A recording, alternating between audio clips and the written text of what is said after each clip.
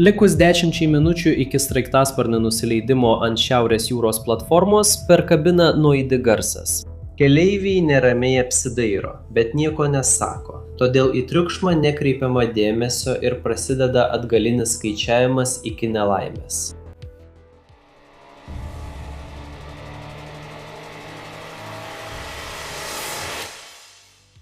Šiaurės jūra yra atšiauri, nenuspėjama ir mirtina. Žiemą bangos gali pakilti daugiau nei 15 metrų, maždaug tiek, kiek 5 aukštų pastatas. Vėjo gūsiai yra pasiekę daugiau nei 87 mazgus, tai prilygsta antros kategorijos uraganui. Vandens temperatūra išlieka vos aukščiau užšalimo ribos, todėl išgyvenimo tikimybė bet kokioje nelaimėje yra labai maža. Tačiau po šiais pavojingais vandenimis slypi didžiuliai naftos ir dujų telkiniai, todėl bendrovės siunčia žmones išgauti šią energiją pelnui. 8-ame dešimtmetyje tokios platformos kaip Brent Delta ir Forties Alpha buvo pastatytos tam, kad būtų galima pasiekti tuos telkinius. Kiekvienoje platformoje dirba šimtai darbuotojų, inžinierių ir pagalbinio personalo. Kiekviena platforma turi savo mažą bendruomenę esančią maždaug 54 jūrmyles nuo kranto. Tačiau nuvykti ten buvo sunku.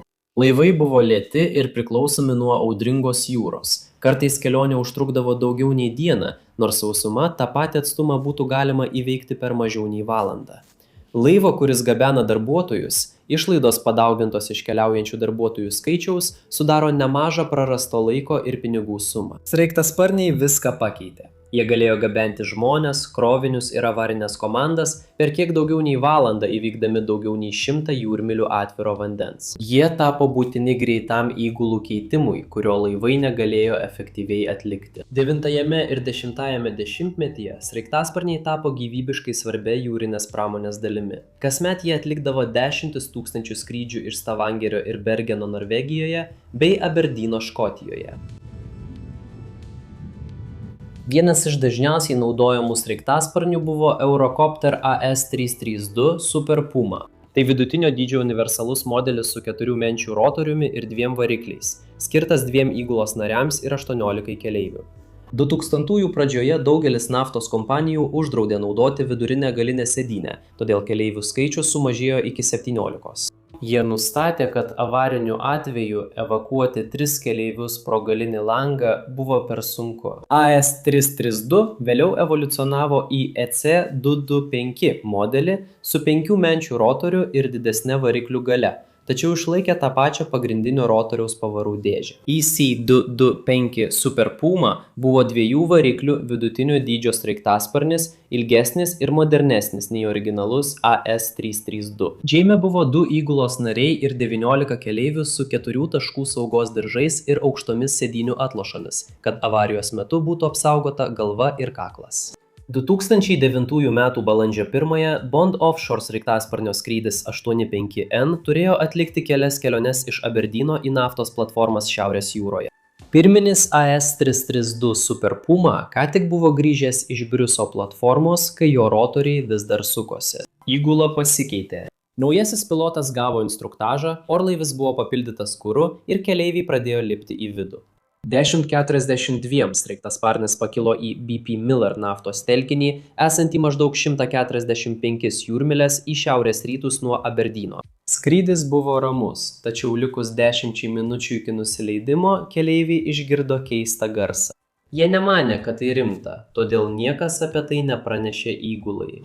11:49 sraigtasparnis nusileido BP platformoje. Kol dar sukosi rotoriai, keleiviai išlipo, orlaivis buvo papildytas kuru, o 14 naujų keleivių įlipo į grįžtamąjį skrydį į Aberdyną. Orai buvo geri, silpnas pietų pietryčių vėjas, giedras dangus ir keletas išsisklaidžiusių debesų. Skrydžio sąlygos buvo ramios, o jūra rami.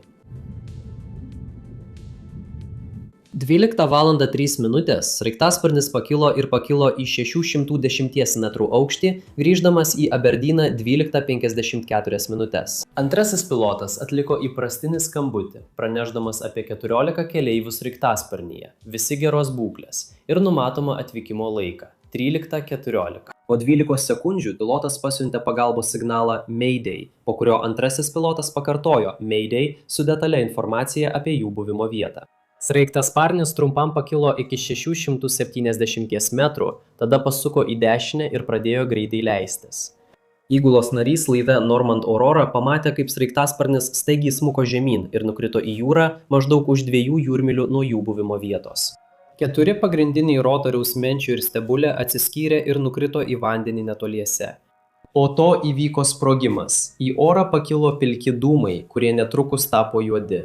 Įgulos narys sukėlė aliarmą, o Aurora pasuko avarijos vietos link, maždaug 11 jūrmylių į šiaurės rytus nuo Peterheado, Škotijoje. Normand Aurora nuleido greitaeigę gelbėjimo valtį, kai artėjo prie avarijos vietos. Aberdeen radarų operatorius patvirtino Mayday signalą ir bandė susisiekti su įgula. Jis paprašė kito sraigtasparnio, skrendančio panašių maršrutų, patikrinti jūrą toje vietoje, kur skrydžio 85N sraigtasparnis paskutinį kartą buvo matomas radare. Tiek gelbėjimo valtis, tiek sraigtasparnis pasiekė apie 150 metrų pločio sujudintos vandens zoną. Jie rado sraigtasparnio nuolaužas, 2 gelbėjimo plaustus ir 8 žmones, vilkinčius išgyvenimo aprangą. Išgyvenusiųjų nebuvo. Paieškos ir gelbėjimo komandos pasiekė vietą per 40 minučių ir surinko plūduriuojančias nuolaužas. Balandžio 2 vakarą tyrimų laivas, dirbantis jūrų ir pakrančių apsaugos agentūrai, nuskenavo jūros dugną aukštos raiškos sonaru.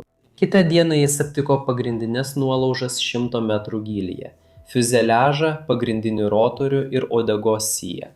Dėl didelio gylio orlaivių avarijų tyrimų biuras pasamdė specialų laivą su giluminiais narais nuolaužoms iškelti. Balandžio 4-ąją į vietą atvyko narų pagalbos laivas. Kitą dieną iš fiuzeliažo buvo iškelti visi 8 likę kūnai. Skrydžio duomenų registratorius ir pilotų kabinos balso įrašymo įrenginys taip pat buvo surasti ir kartu su nuolaužomis išsiųsti į orlaivių avarijų tyrimų biurą Farnborough mieste analizai. Jungtinės karalystės oro avarijų tyrimų skyriaus tyrėjai greitai sutelkė dėmesį į pagrindinę rotoriaus pavarų dėžę. Rotoriaus galvutė buvo visiškai atsiskyrusi nuo fiuzeliažo. Varikliai buvo nepažeisti, o valdymo sistema nesutriko. Kažkas pavarų dėžės viduje lūžo taip smarkiai, kad konstrukcija negalėjo atlaikyti. Sraigtasparnio varikliai sukasi greitai, tačiau rotoriai turi suktis lėčiau nei variklis. Super Puma 2 varikliai veikia 23 000 apsisukimų per minutę, tačiau pagrindinis rotorius sukasi maždaug 265 apsisukimus per minutę. Pagrindinė rotoriaus pavarų dėžė sumažino variklio greitį maždaug 87 kartus, perduodama 1000 arklio galių į rotoriaus veleną. Ji turi 2 dalis. Apatinė dalis, vadinama pagrindiniu moduliu, sumažina įėjimo greitį iki maždaug 2400 apsisukimų per minutę. Virš jos yra planetinė redukcinė pavarų dėžė, kuri dar labiau sumažina greitį iki maždaug 265 apsisukimų per minutę. Viršutiniame modulyje yra antroji planetinių pavarų sistemos pakopa. Centrinis Saulės krumpliaratis suka kelis planetinius krumpliaračius, kurie sukasi žiedinėme krumpliaratyje, kai sukasi Saulės krumpliaratis. Planetiniai krumpliaračiai sukasi aplink ir tolygiai pasiskirsto apkrovą, išsklaidydami milžiniškas jėgas. Super Puma sraigtasparnyje šie planetiniai krumpliaračiai patiria vieną didžiausių apkrovų orlaivyje. Kiekvienas jų perduoda 10 000 arklio galių. Jie sukasi valandų valandas esant didelėms apkrovoms ir jei kuris nors iš jų sugenda, pasekmės gali būti katastrofiškos. Kad problemos būtų aptiktos anksti, pavarų dėžėje yra magnetiniai drožlių detektoriai, kurie surenka metalo nuolaužas iš alyvos. Jei krumpliaratis arba guolis pradeda dėvėtis, detektoriai aptinka metalo drožlės ir suaktyvina įspėjimą. Teoriškai tai leidžia inžinieriams rasti ir išspręsti problemas dar prieš įvykstant gedimui skrydžio metu. Sugadintame epiciklinėme modulyje tyrėjai rado antrosios pakopos planetinį krumpliaratį su įskilusiu kraštu. Mikroskopinė analizė parodė lenktas linijas lūžio paviršiuje, įrodančias, kad nuovargio įtrūkis lėtai plito per plieną. Giliai krumpliaračio viduje susidarė mažytis defektas, kuris su kiekvienu apsisukimu šiek tiek plėtėsi, kol galiausiai pasiekė kraštą ir sukėlė visos sistemos gedimą. Kai kraštas lūžo, krumpliaratis subyrėjo, o plieno fragmentai pateko į aplinkinius komponentus ir užblokavo pavarų dėžę. Varikliai toliau sukosi, perduodami galią užstrigusioje sistemoje. kol silpniausia grandis, jungtis tarp rotoriaus galvos ir fiuzeliažo, nutrūko, sudraskydama rotorių. Tyrėjai tada aptiko dar labiau neraminantį dalyką. 36 skrydžio valandos iki katastrofos drožlių detektorius aptiko mikroskopines metalo daleles, vos kelių milimetrų pločio. Techninės priežiūros inžinieriai jas apžiūrėjo, tačiau dėl neaiškių drožlių interpretavimo procedūrų jie tiesiog išvalė detektorių ir grąžino sraigtasparnį į tarnybą. Niekas nesuprato, kad tos metalo dalelės kilo iš planetinio krumpliaračio krašto. Tai buvo ankstyvas paslėpto įtrūkimo įspėjimas. Orlaivių avarijų tyrimų biuras padarė išvadą, kad antrosios pakopos planetinio krumpliaračio gedimas sukėlė katastrofą. Nuovargio įtrūkis vystėsi pamažu išskirdamas fragmentus, kurie rodė rimtą gedimą, tačiau dėl aiškių nurodymų stokos įspėjimas liko nepastebėtas. Per kelis mėnesius po katastrofos orlaivių avarijų tyrimų biuras pateikė skubias saugumo rekomendacijas. Sraigtasparnių operatoriams buvo nurodyta kiekvieną fragmentą rastą drožlių detektoriuose vertinti kaip rimtą įspėjimą, buvo sukurta naujų procedūrų, kaip geriau analizuoti metalo daleles. Žinutė buvo aiški. Metalo dalelės pavarų dėžėje nėra įprastas reiškinys, jos gali reikšti prasidėjusią katastrofišką gedimą. Pramonė sureagavo greitai. Europos reguliuotojai laikinai sustabdė Super Puma L2 sraigtasparnių parko eksploatavimą. Skrydžių operatoriai Bond Offshore, CHC ir Bristow atliko išsamią savo sraigtasparnių patikrą. Airbus Helicopters išleido naujus techninius biuletenius, perdarė komponentus, atnaujino metalo drožlių aptikimo sistemas ir patikino operatorius, kad rizika yra suprasta ir sumažinta. Iki 2010 metų, per mažiau nei metus, Super Puma sraigtasparnių parkui vėl buvo leista skraidyti. Sraigtasparniai vėl pradėjo skraidyti virš Šiaurės jūros, kasdien dabendami šimtus darbuotojų, ir pasitikėjimas šiuo parku pamažu sugrįžo. Šiandien egzistuoja pramonės šakos, kurios rūpinasi jūroje dirbančių vyrų ir moterų saugumu. Dalis šio saugumo mokymų yra HUET arba sraigtasparnio povandeninio pabėgimo mokymai, kuriuos turi išklausyti visi jūroje dirbantys darbuotojai. Sraigtasparnio korpusas nuleidžiamas į vandenį ir apverčiamas aukštyn kojomis, kad būtų imituotas avarinis nusileidimas į vandenį, o mokymų dalyviai turi ištrūkti. Keleiviai ir įgula buvo laive. Super Puma iš tikrųjų neturėjo galimybės išsigelbėti vandenyje ir kita istorija nesiskiria. 2016 m. balandžio 29 d. praėjus 7 metams po skrydžio 85N CHC sraigtasparnių paslaugų orlaivis pakilo Norvegijos sektoriuje Šiaurės jūroje. CHC vykdė skrydžius Statoil ASA, dabar Equinor vardu, įskaitant maršrutus iš Bergeno oro uosto Flesland į Gulf X naftos telkinį. Sraigtasparnis Airbus EC225 Super Puma. Naujesnė tos pačios šeimos kaip ir skrydis 85N versija vykdė skrydį 241. Ta rytą įgula jau buvo atlikusi vieną reisą į Gulf XC platformą ir grįžo į Fleslandą. 10:05 jie vėl išskrido į Gulf XB. Nusileidus platformoje, sraigtai toliau sukosi, kol keleiviai išlipo, o 11 naujų įlipo. Sustojimas truko 12 minučių. 11:16 reisas 241 pakilo atgal į Fleslandą, pakildamas į 900 metrų aukštį, o orlaivį valdė antrasis pilotas.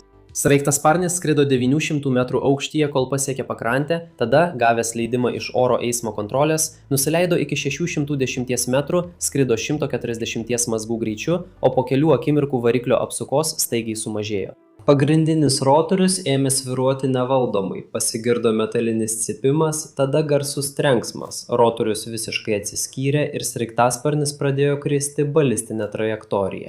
Žmonės ant žemės, esantys daugiau nei už mylios, išgirdo metalinį triukšmą ir pakėlė galvas pamatyti, kaip sraigtasparnis krenta be rotorių. Kai kurie artimesni liudininkai matė, kaip dalys atskyla. 8 narai, besiruošiantys nardyti Turėjaus prieplaukoje, išgirdo triukšmą. 2 iš jų turėjo šalmų kameras, kurios užfiksavo įvykį. Berotoriaus sraigtasparnis beveik visiškai apsivertė į dešinę, pasisuko į dešinę, tada pasviro į kairę, kai nosis vertikaliai smigo žemyn. Maždaug 11:55 jis trenkėsi į mažą Storiskitelmen salą, netoli Turoj, Oigardeno savivaldybėje, ir iš karto žuvo visi 13 žmonių. Smūgis sunaikino sraigtasparnį, o didžioji nuolaužų dalis nuslydo į jūrą ir sustojo vos už kelių metrų nuo kranto, maždaug 5 metrų gylyje. Pakilo balti degalų garų debesys, kurie užsidegė ir sukėlė gaisrą saloje. Nuolaužos, degalai ir alyva pasklido po žemę ir jūrą. Atsiskyręs pagrindinis rotorius nuskrido atskirai ir nusileido Storskoro saloje, mažiau nei už pusės mylios į šiaurę nuo pagrindinės katastrofos vietos. 11:57 minutės stebėjimo orlaivis pastebėjo dūmus virš teritorijos ir patvirtino katastrofą. Oro eismo tarnybos nedelsdamos pranešė Pietų Norvegijos jungtiniam gelbėjimo koordinavimo centrui. 12:01 praėjus 6 minutėms po smūgio, gelbėtojai pradėjo atvykti. Pirmasis į katastrofos vietą atvyko kietadugnė pripučiama valtis, o po minutės 2 mažesni laivai. Sotro priešgaisrinė tarnyba atvyko su 3 automobiliais ir 6 darbuotojais. 2 ugniagesiai buvo nugabenti į mažąją salą, tačiau nustatė, kad gelbėjimo veiksmai neįmanomi. Netrukus atvyko papildomos pajėgos iš Oiberdeno ir Bergeno priešgaisrinės tarnybos, prie jų prisijungė policija, Norvegijos ginkluotosios pajėgos, oro greitosios pagalbos įgulos ir civilinės saugos padaliniai. 13:05 pirmasis naras įlipo į vandenį. Iškėlimo darbai prasidėjo iškart po katastrofos. Per 24 valandas iš jūros buvo ištrauktas pilotų kabina, balsų įrašymo įrenginys ir skrydžio duomenų įrašymo įrenginys. 2016 m. balandžio 30 d. pagrindinės nuolaužos buvo iškeltos iš vandens, o atskirtas pagrindinis rotorius rastas Storskoros saloje. Buvo rasta pagrindinės pavarų dėžės dalių, įskaitant 2 sulūžusio 2 laipsnio planetinio krumpliaračio dalis. Sraigtasparnio nuolaužos buvo išsibarsčiusios per 180 000 m2 plotą. Kai kurių pagrindinių pavarų dėžės komponentų ir tvirtinimo detalių trūko, todėl buvo pradėta išsami paieška sausumoje ir jūroje. Norvegijos civilinės gynybos komandos krantą tikrino metalo detektoriais, o Bergeno priešgaisrinės tarnybos ir karinio jūrų laivyno narai ieškojo dugno tinklelio atkarpose. Nuotoliniu būdu valdomas aparatas ir 1 metro pločio rogių įrenginys su 14 magnetinių rankų buvo naudojami jūros dugnui šukuoti. Iki 2016 m. rugsėjo organizuota paieška buvo baigta. Dauguma pavarų dėžės dalių buvo surastos, tačiau 2 laipsnio planetinių pavarų laikiklis ir priekinė pakabos juosta vis dar buvo nerasti. Sutarus su Norvegijos avarijų tyrimų taryba, avarijos vieta tapo karinio jūrų laivyno narų mokyklos treniruočių vieta. 2017 m. vasarį per vieną iš šių treniruočių nardymų pagaliau buvo rastas trūkstamas 2 laipsnio planetinių pavarų laikiklis.